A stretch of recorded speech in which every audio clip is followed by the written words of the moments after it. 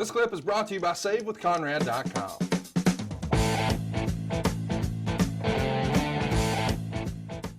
Hey, it's Conrad Thompson, and you're listening to Something to Wrestle with Bruce Prichard. Bruce, what's going on, man? How are you? Well, just hanging out, just doing nothing and watching the leaves blow by and enjoying the beautiful weather. Yeah, I'm sure you've been doing a lot of that lately. In all seriousness, we apologize for the delay for Something to Wrestle, but as you've probably heard, it's an interesting time in America. So without further ado, let's jump into what we're talking about today. Of course, the title of this episode is Slammiversary 2017, but really it's a whole lot more than that. Bruce, I thought it might be fitting for us to tell the story of how, if you're on the outside looking in, doing a massive podcast that just shits all over the parent company might be a good way to get hired, huh? Shit all over anybody.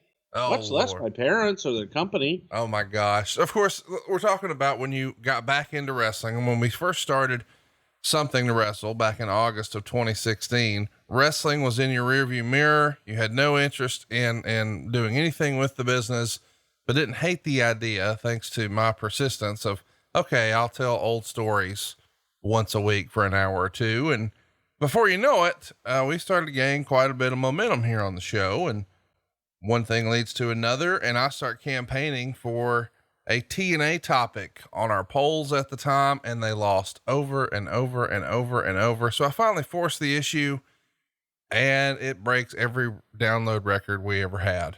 And of course, me being the type of guy I am, I remember the old saying in radio, you play the hits, kid. So we come back and do a part 2 and get even more in depth on all the shenanigans you experienced during your time with Impact Wrestling. And eventually your phone rang. Carry me through how in the world this all happened. Well, it's actually, there's a couple different sides to all of this. That here we are, it's 2016 and we start the podcast and everything's going, and we have that monumental, whole Radicals episode that we did that just did gangbusters and over 370 some odd thousand downloads in a day or so. And somebody said to us, wow, you guys got a hit. And so we remember how I was nervous as hell. I didn't want to do the Orlando live show. I said, oh God, man, I don't want to promote a show that nobody's going to come to. Nobody cares. And so all this stuff is happening, and out of the blue, I get a phone call from a friend of mine at the WWE who mentions that, hey, would you be interested in doing some work with the network, the WWE network? And I said, sure, depends on what it is and what the pay is and so on and so forth. And I said, well, you're doing your podcast. Maybe we can do something like that and blah, blah, blah. Right about the same time, this is all, what was it, like January, February of that year?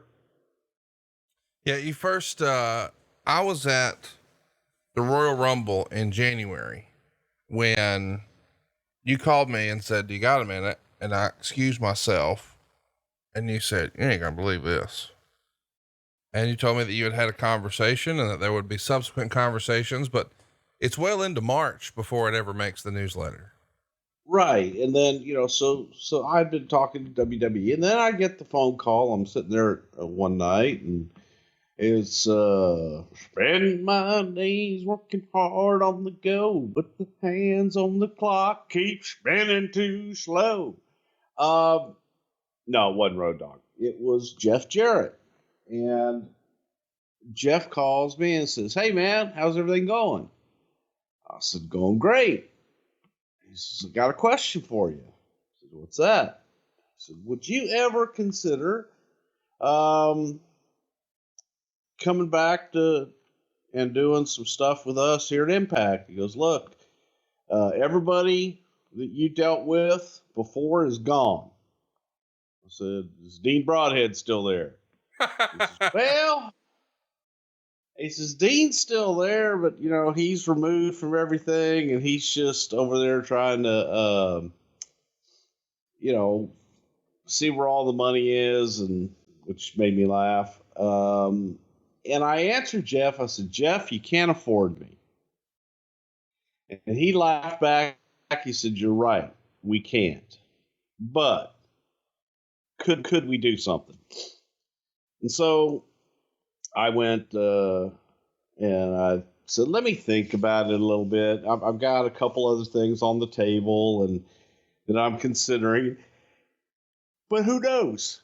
You know, who really knows? Just give me some time and let me think about it. I went back to the folks at WWE. You know, dollar amount, I need some kind of an offer or something. And their offer was, I don't even think that they gave me a monetary offer, but it wasn't what I was looking for. And we had started to do well at that point. And our advertising revenue was up. The live event in Orlando had sold out already. I think we had, I don't know, maybe we had Baltimore already on the table and stuff like that. And we were looking at SummerSlam. So I'm thinking, well, you know, I don't know, man. I got these things laid out. I'd like to do them. And WWE sent me an offer. And it had quite a few conditions to it, in that I couldn't keep my podcast. I couldn't do a lot of different things. And so Jeff Jarrett called back and says, hey, you know, what are you thinking? I said, well, here are the things that I'd like to have. And I gave him everything that I wanted to have included in the deal. And he said, done. Okay. Then here's how much money I'd like. And he says, well, I can't do that. So he made me an offer, a monetary offer, to fly me out there and to start. And probably the thing that was most attractive about it was, we only need you as a talent. All you're going to do is be a talent. You don't have to write the TVs. You don't have to produce anything. You don't have to do anything but your part as a talent. And we want the guy that's on the podcast. So, okay, I know that guy. I can do that. So I thought about it. I just said, what the hell? Fuck it. You know, it'll be fun. I had, and here was the other fun thing. I had creative control. What I had creative control over, I don't know, but I had creative control. There was nothing to have creative control really over, but I had it. So that was it. I agreed to do it because they promised to plug the podcast. They promised to plug my merchandise. They promised to plug our live events all the way down the line. And I thought, well, hell, you know, we're doing all right with the podcast. How much better could we do with a little bit of television exposure? Right. And that was the whole reason behind it, was to use that television exposure and plug our stuff and get more exposure. How silly is it in hindsight that it all came from the podcast? I mean, it's remarkable. It really and truly is, because by the time you even convinced me to do the damn podcast, I had, begrudgingly, that's it.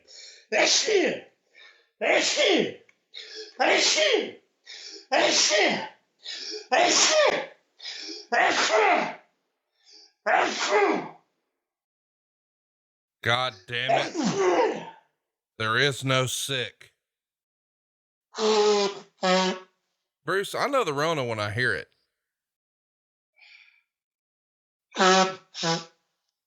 There's a little trumpet.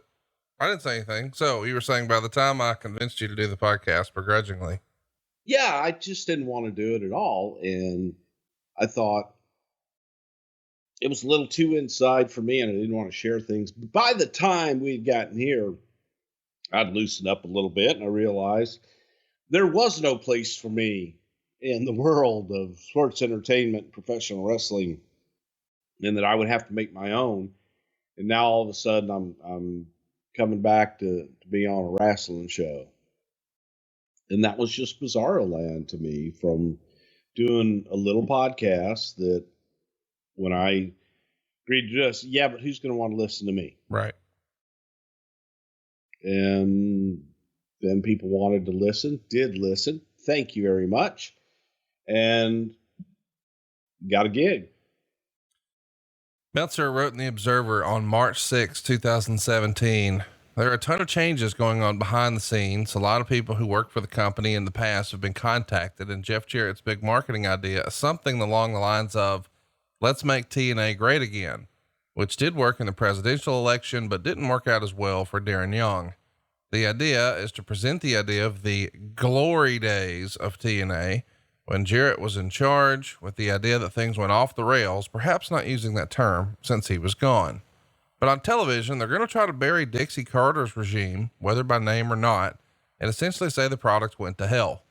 Bruce Prichard is being brought back for a role where he is to appear at the upcoming tapings as one of those people, and this may be as early as the March 9th show being taped on March 2nd. Prichard is booked for that show. Right now, Prichard is only coming in as a television character and will continue his podcasts. He essentially got the gig because of how strong his podcast numbers were, and Jeff Jarrett hoping his podcast listeners would start watching TNA. So that's the write-up. I know you rarely co-sign anything Meltzer writes, but that sounds about right to me. Sound about right to you? Well, good Lord, man. I mean, how much can you get wrong on that? But yes, and the one thing that he left out that I also love to say at every moment was that, I said, good Lord, I've got more listeners than you guys have people watching the show. You should be paying me more. Mm-hmm. I mean, it's not false at the time, especially. So we should mention, you hadn't been really a regular consumer of TNA programming. We had watched a little bit of the broken Matt Hardy stuff and thought that was fun. But is it fair to say you weren't exactly paying a ton of attention to the program at that moment? Yeah, I wasn't paying a ton of attention to much of anything at the time other than what we were doing in the past. So there was, no familiarity, and I just had become uninterested and moved on. There's lots of other moving and shaking going on, and we've covered some of those names in the past. We'll table that and just recommend that if you want more info about, some old names at TNA, there's 2 tremendous TNA shows in our archives. Next up, we've got Sienna. She's going to beat Rosemary to unify the GFW and Impact Knockout titles. They go 10 minutes and 32 seconds. Gail Kim is going to come out before the match. It's nice that they're sort of paying homage to Gail Kim. Very, very talented performer. This match though, well, less than good. Star and a quarter. What'd you think of this one? I thought it was there. Not a fan. And I loved the Rosemary character with Crazy Steve and Abyss and all that. I truly loved the Rosemary character. However, Sienna, I didn't get. I thought that she took herself a little bit too seriously for whatever reason. So it just, to me, it was a mix of styles and not a good mix of styles. We also see a run in here from Laurel Van Ness, who we now know as Chelsea Green, but you were real high on her character where she had the crazy bride look, the jilted bride. What can you tell us about? Yeah, because you believed it with her. There were moments in dealing with her where you're looking at her going, holy shit, she is nuts. She's crazy. And I just thought that she pulled that off really, really well and was a lot of fun to work with. Hey, it's Conrad Thompson. Thanks for checking out the podcast here on YouTube. Be sure to hit the subscribe button and the notifications bell so you get a notice anytime we upload some new content. And go save yourself some money right now. If you're in a 30-year loan or you have credit card debt, it's not a matter of if I can save you money. It's a matter of how much. Find out right now for free at SaveWithConrad.com.